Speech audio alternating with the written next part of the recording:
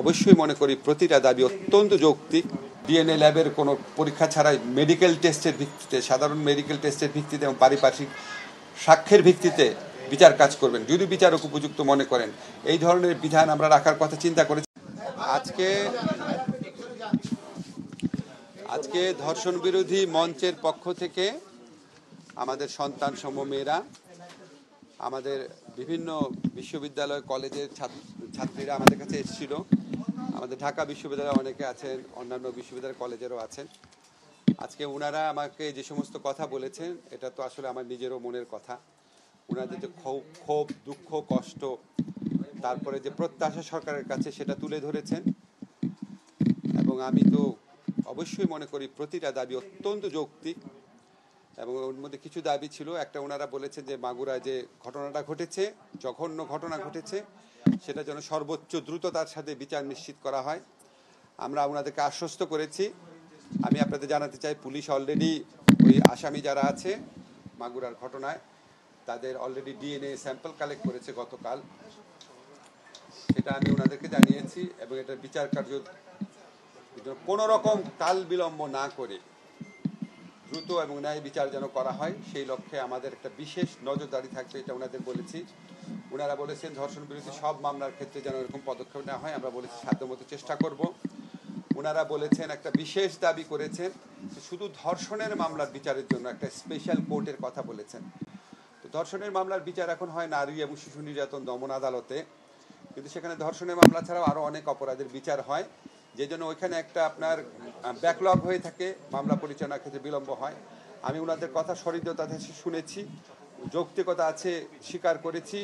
এবং এই লক্ষ্যে আমাদের যা করণীয় আছে, আমার তো একা সিদ্ধান্তে হবে না, উপদেষ্টা পরিষদে আলোচনায় বিষয়টি তুলব এবং যথাসাধ্য চেষ্টা করব যে এই ব্যাপারটা এক্সপ্লোর করে এটা করা যায় কিনা, করা গেলে যত দ্রুত সম্ভব করার ক্ষেত্রে।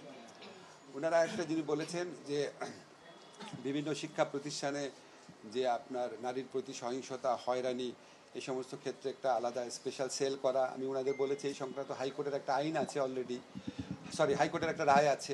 সেই রায়ের আলোকে শুধু শিক্ষা প্রতিষ্ঠান আর কাজের জায়গাতে না, রাস্তাঘাটে আমাদের মেয়েরা যেন উত্ত্যক্ত না হয়, হয়রানির শিকার না হয়, সেরকম একটা কম্প্রিহেন্সিভ আইন করা। এটা একদম সিরিয়াসলি, একদম কথা দিয়েছি, এটা সিরিয়াসলি চিন্তা করব। হাইকোর্টের যে আদেশ আছে সেই আদেশের অবলম্বনে আর একটু জোরালোভাবে আইনটা করার কথা চিন্তা করব, চেষ্টা করব। আমি ওনাদেরকে জানিয়েছি আমরা কিছু কিছু আইনগত পদক্ষেপ নিচ্ছি। একটা, আপনাদের অলরেডি আমি বলেছি, তদন্ত বিচারের ক্ষেত্রে সময় কমিয়ে আনা। তারপর উপযুক্ত ক্ষেত্রে বিচারক যদি প্রয়োজন মনে করে ডিএনএ ল্যাবের কোনো পরীক্ষা ছাড়াই মেডিকেল টেস্টের ভিত্তিতে, সাধারণ মেডিকেল টেস্টের ভিত্তিতে এবং পারিপার্শ্বিক সাক্ষ্যের ভিত্তিতে বিচার কাজ করবেন যদি বিচারক উপযুক্ত মনে করেন। এই ধরনের বিধান আমরা রাখার কথা চিন্তা করেছি। আমি আপনাদেরকে জানাতে চাই যে আমরা গত পরশু এবং গতকাল 2 দিন কনসালটেশন মিটিং করেছি। গতকাল কনসালটেশন মিটিংয়ের সময় আমাদের যে ফৌজি আপা আছেন জাতীয় মহিলা আইনজীবী পরিষদে, তারপর আমাদের ফরেন্সিক যারা এক্সপার্ট আছেন, আমাদের মহিলা পুলিশ যারা এই সমস্ত বিষয় নিয়ে কাজ করেন, সবাই ছিলেন। আমাদের এহসানুল হক সমাজী অনেক বড় আইনজীবী, উনি ছিলেন। তারপর ঢাকা মেডিকেলের ফরেন্সিক বিভাগের যে হেড আছেন, সবাইকে ছিল, সিআইডির ফরেন্সিক এক্সপার্ট ছিল। আমরা একটা ড্রাফট আইন করেছি। এই আইনটা আমরা আজকে সার্কুলেট করছি কিছু কিছু স্টেক হোল্ডারের কাছে। যত দ্রুত সম্ভব আমরা এই আইনটা কঠোরভাবে প্রণয়নের, মানে আইনটা কঠোর করার চেষ্টা করব, যাতে ধর্ষণের মামলার বিচার শুধু দ্রুত না, এবং বিচারটা যেন নিশ্চিত হয় এবং যথাযথ যেন বিচার হয়, এগুলো আমরা ওনাদেরকে বলেছি। এবং আমার মনে হয় যে একটা কথা আমি নিজের থেকে আপনাদের বলার প্রয়োজন অনুভব করছি, যে আমাদের গণ অভ্যুত্থানে আজকে যে আমাদের ছাত্র জনতার যে বিজয় হয়েছে, যে ঐতিহাসিক আন্দোলনের মধ্যে দিয়ে আমরা শেখ হাসিনার সরকারকে বিতাড়িত করতে সক্ষম হয়েছি, ফ্যাসিস্ট সরকারকে। আমি বিশ্বাস করি এটার মূল কৃতিত্ব আমাদের মেয়েদের, এটার মূল কৃতিত্ব মেয়েদের। কেন আমি আপনাদের ব্যাখ্যা করে বলি। এর আগে শেখ হাসিনা বিরোধী অনেক আন্দোলন হয়েছে বাংলাদেশে, সেই আন্দোলনে মেয়েরা নামে নাই, সেই আন্দোলন সফল হয় নাই।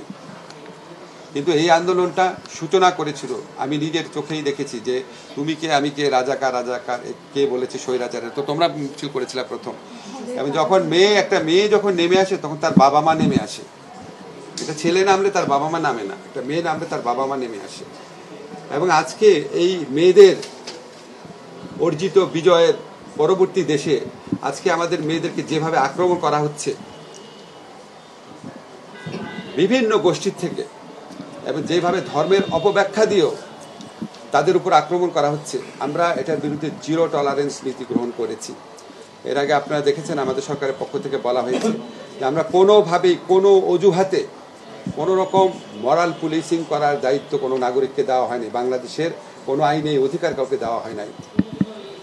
মরাল পুলিশিং যদি কারো করতে হয় নিজের উপর করেন, নিজেকে জিজ্ঞেস করেন আপনি মিথ্যা কথা বলেন নাকি, আপনি গীবত গান নাকি, আপনি নারীর দিকে খারাপ চোখে তাকান কিনা, আপনি ঘুষ খান নাকি, আপনার দুর্নীতি করেন নাকি, আপনি গেস্ট রুমে বা অন্য কোথাও গণ নির্যাতনে জড়িত ছিলেন কিনা,